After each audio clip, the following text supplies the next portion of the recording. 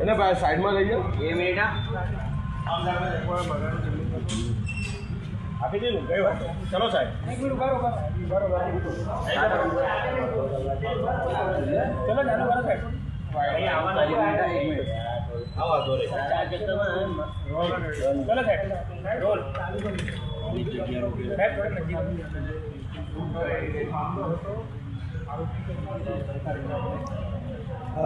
આજે 29 એપ્રિલ છે, એક દિવસ અગાઉ એટલે કે 27 એપ્રિલના બપોરના 2 વાગ્યાના અરસામાં ફતેગંજ પોલીસ સ્ટેશનની હદના સંતોષનગર સોસાયટી છે, જેમાં આ કામના ફરિયાદી ટીપી રાધાકૃષ્ણન કે જેમની ઉંમર 83 વર્ષની છે, એમના પત્ની સાથે 2 જણા એમના પોતાના મૂળ મકાનમાં રહેતા હતા.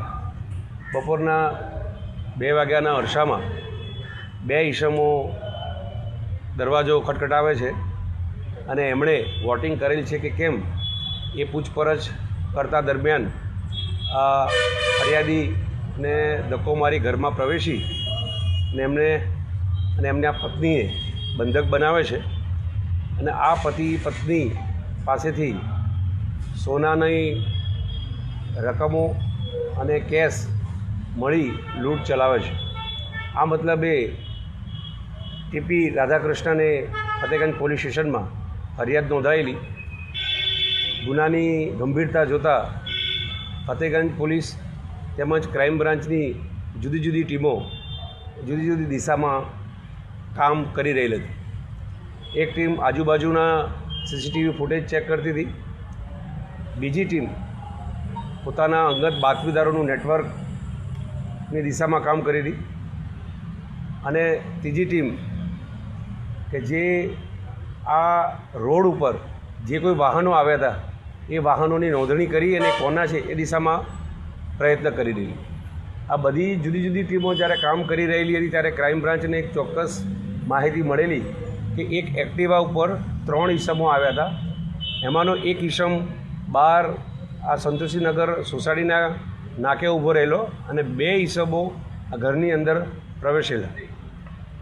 જે ચોક્કસ બાતમી આધારે વધારે એનું નિરીક્ષણ કરતાં એ બાતમીવાળા ઈસમો આઈડેન્ટિફાઈ થયેલા. હ્યુમન રિસોર્સિસ અને સીસીટીવીના માધ્યમથી એ વ્યક્તિઓ આઈડેન્ટિફાઈ થયા. ત્યારબાદ આ ઈસમો કઈ જગ્યાએ નોકરી કરે છે એ દિશામાં પણ પોલીસને હકીકત મળી અને એ હકીકતને વધારે સારી રીતે શોધતા 3 ઈસમો આઈડેન્ટિફાઈ થયેલા કે જે આ ગુનાનો અંજામ આપેલ. આ 3 ઈસમોને ક્રાઇમ બ્રાન્ચે ગઈકાલે હસ્તગત કરેલા છે. તેઓની સઘન પૂછપરછમાં આખો ગુનાનો આ ભેદ ઉકેલાયો છે. આ 3 ઈસમોનું નામ એક મુદસ્સર અહેમદ ઉર્ફે વાહિદ મીર, બીજો બલરાજસિંહ, ત્રીજો બલવિંદર સંધુ છે. આ 3 ઈસમો મુખ્યત્વે મુદસ્સીર મીર જે છે એ ગુનાનો અંજામ આપનાર છે, જે 1 અઠવાડિયા પહેલાં જ રાજકોટ જેલમાંથી છૂટેલો છે. ચેન સ્નેચિંગ કરી અને 22 એપ્રિલથી જ હમણાં અહીંયા આવેલો છે અને આ છૂટ્યા ત્યારબાદ આ અન્ય આરોપી બલવિંદર સંધુના ત્યાં એની ઓફિસમાં છાણી રોકાયેલ અને આ બંને ભેગા મળી અને આ લૂંટનું તરકટ કરેલું. એના કામે આ મુદસ્સીર મીરે 2 દિવસ સુધી આ ઘરની રેકી પણ કરી હતી અને કયો ટાઈમ પસંદ કરો કે જેથી કરીને લોકોની અવર જવર ના રહે એના માટે એણે આ બપોરનો સમય પસંદ કર્યો હતો કે એ રોડ ઉપર બપોરના સમયે કોઈપણ મુવમેન્ટ એ કલાકોમાં રહેતી નથી. આ વ્યક્તિને પણ પસંદ કરવામાં એમણે એ જોયું હતું કે ઘરની અંદર ઓછામાં ઓછા લોકો રહેતા હોય અને વધુ મિલકત મળી આવે એવો આશયમાં પણ એમણે આ રેકીમાં થોડું ધ્યાન આપેલું.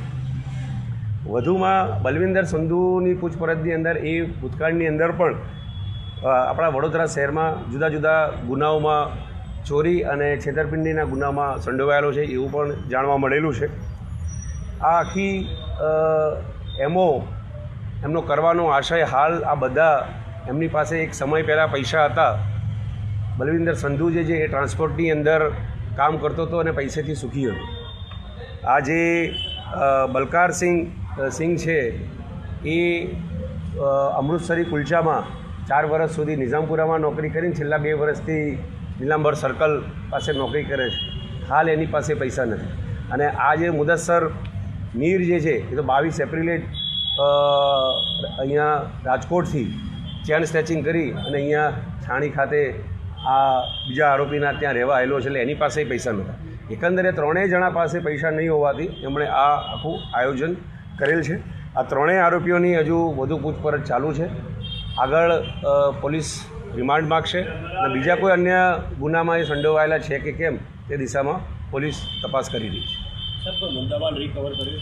જી, આ ગુનામાં જે ફરિયાદીના ગળાની ચેન, એમના બંનેના હાથના વીટીઝ અને જે બેંગલ્સ પહેર્યા હતા એ તમામ મુદ્દામાલ, રોકડ અને એટીએમ બધું જ પોલીસે રિકવર કરી દીધું છે. 100% મુદ્દામાલ પોલીસે રિકવર કર્યું છે. ગરમીનો પારો ખૂબ જ વધારે છે અને ક્યાંક આ લોકો વૃદ્ધ દંપતીઓને ટાર્ગેટ કરતા હોય છે. શું મેસેજ આપવા માંગશો કે બપોરના સમયે કઈ રીતે ઓળખતા ના હોય તો દરવાજો ન ખોલવો જોઈએ?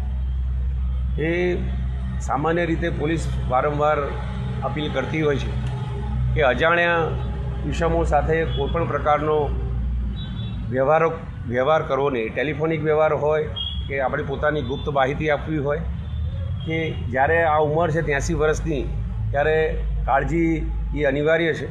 આપણા માધ્યમથી સંદેશો આપીશ, આપણે સલામત રહીએ અને સૌને સલામતમાં આપણો પોતાનું યોગદાન આપીએ. સાહેબ, કઈ કલમ લગાવી છે? કારણ કે દાદાને તો ઘસેડીને નાક બંધ કરીને પણ લોહી નીકળ્યું હતું એવું કહી. ઘરની અંદર લૂંટ કરવાના ઈરાદે પ્રવેશવું, લૂંટ કરવી અને ગુનાહિત કાવતરું, આ બધી કલમો પોલીસે આની અંદર લગાવેલી છે અને સારામાં સારી તપાસ કરી આરોપીને એના અંજામ સુધી અમે પહોંચાડીશું.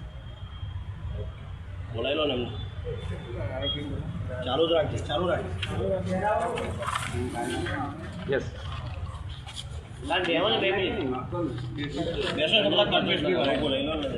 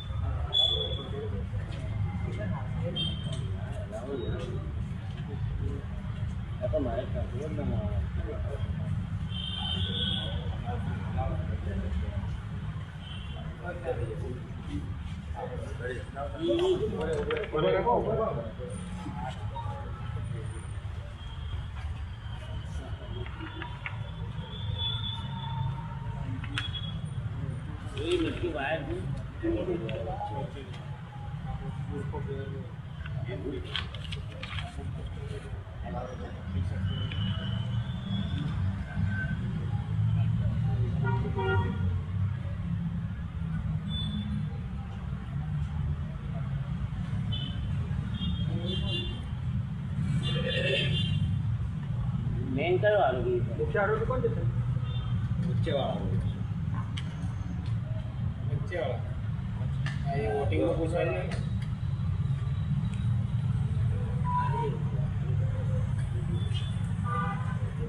Thank you.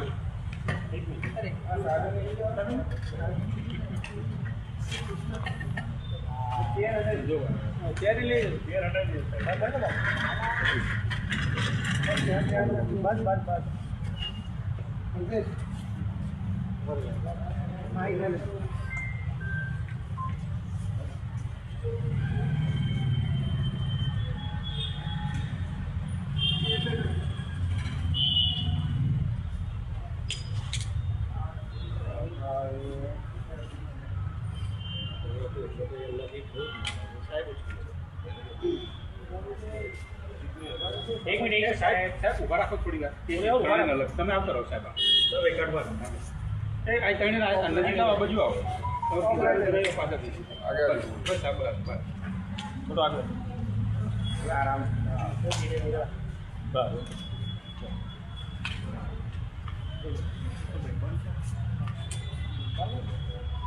થોડું ઉપર જાઓ, ઉપર બંને જણ પેલી બાજુ ઉપર જાઓ. સીધું જાઓ, સીધું. આ બાજુ કઈ વાત મારે આ